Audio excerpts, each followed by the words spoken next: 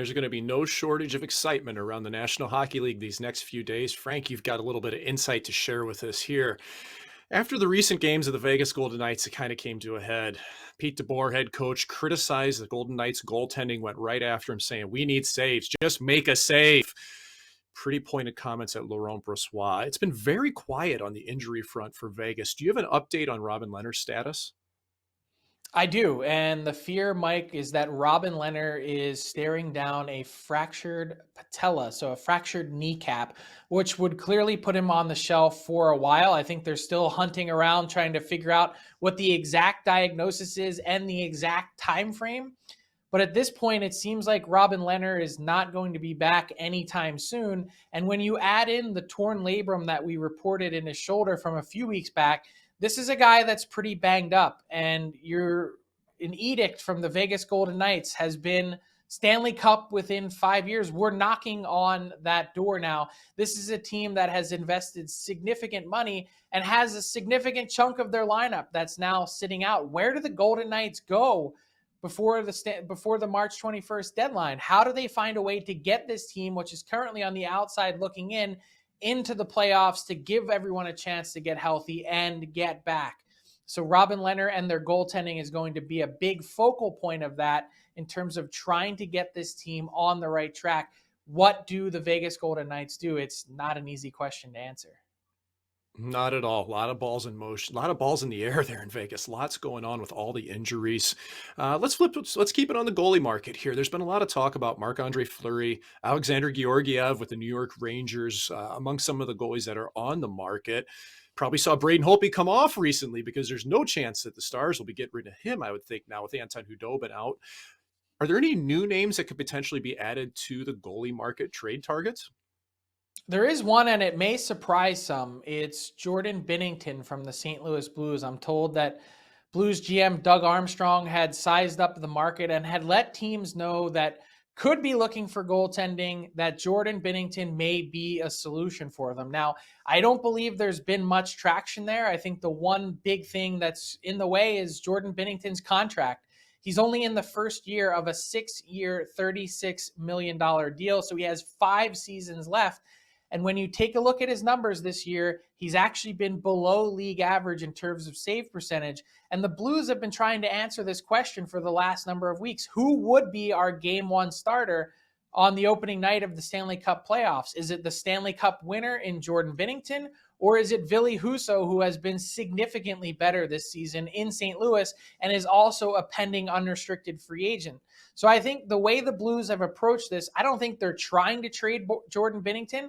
I think they're in a spot where they know they probably need 2 netminders at the ready, but at the same time, being able to potentially move on from Binnington would offer them some significant salary cap flexibility, not just to go with Husso and then maybe keep Husso at a lower number than what Binnington is at now, but more to the point, provide them additional flexibility at this year's deadline, as they're a team to watch that I think could be adding both at the forward and defense position. So Doug Armstrong is making his calls. Jordan Binnington is a name that has been floated out there. I don't think that it's going to happen, but it's just another interesting name to consider on the goalie market. Amazing how quickly things can change. And Doug Armstrong's never afraid to be aggressive in St. Louis. That's a team to keep an eye on here towards the trade deadline. Let's flip over to Toronto Maple Leafs, where goaltending has been a topic du jour for what seems like the better part of 3 months. And Eric Kallgren comes in, has a 35-shot shutout against the Dallas Stars, played phenomenal in that game just a few days ago, and it's turned the temperature down in Toronto, even though it's just one start. It's given the fans something to cheer for there. So what are the Toronto Maple Leafs currently focused on now? Well, I think goaltending is on the back burner. It's still something that they'd probably have to consider if some of the prices drop. But at this point, I believe the Toronto Maple Leafs remain focused on defense first and foremost. There's 2 names that come to mind.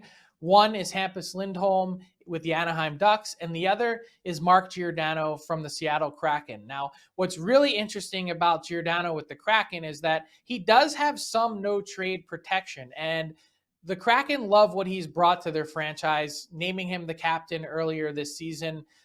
He celebrated his 1000th game, played actually in a ceremony in Seattle on Wednesday night. It was a little awkward because he was held out of the lineup for precautionary reasons. But the interesting wrinkle to Giordano about this is that I think ultimately, if everything else is equal, the Kraken would like to steer Giordano to a place of his choosing. And my understanding is that number one on Mark Giordano's list of preferred teams, if he were to have a say, would be the Toronto Maple Leafs. So maybe the Leafs have a little bit of leverage there. The Kraken have been asking for a first round pick. I don't think the Leafs are willing to trade a first round pick for Mark Giordano. And, at that point, they'd have to, again, wait until maybe these prices come down a little bit by Monday. Clearly, there's a number of teams in the mix on a guy like Giordano. I think Florida was one of those teams before the Ben Sherratt deal. I think the Boston Bruins would be another. I would include maybe the St. Louis Blues in that category as well. So lots of interest there in Giordano, but maybe, just maybe, the Leafs have a little bit of leg up. And if all else is equal, yes, we know Seattle is going to take the better deal if they can get it somewhere else. But if everything is equal and the price is the same, then I think they'd like to help try and get him to Toronto. So certainly something to keep an eye on. Oh, definitely. Not every player wants to play for the Toronto Maple Leafs. That's a hard market. If a player wants to go there, boy, you'd have to try to facilitate it. Somebody like Giordano can really play. Real quick, Frank, we got time for one more here. What's the latest on two pending UFAs north of the border? Nick Paul of the Ottawa Senators, Tyler Motte with the Vancouver Canucks. Anything cooking there? Yeah, I'm told nothing new. No progress on talks for either of these players who, as pending unrestricted free agents, I was actually a little bit surprised that Paul was in the Sens lineup on Wednesday night. Tyler Motte, a little bit of a different story in that the Vancouver Canucks are involved in a playoff chase.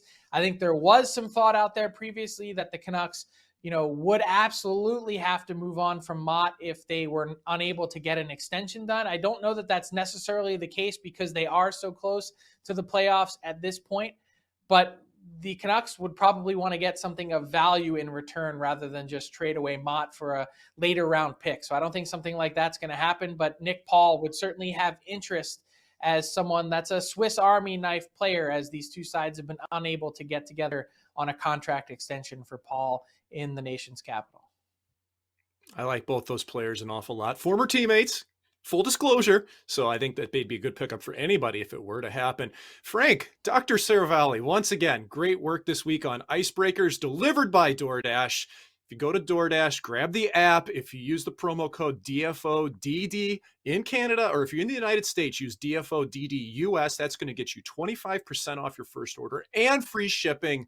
And all of us at Daily Faceoff are going to be depending on DoorDash come trade deadline, especially on Monday. Great work, Frank.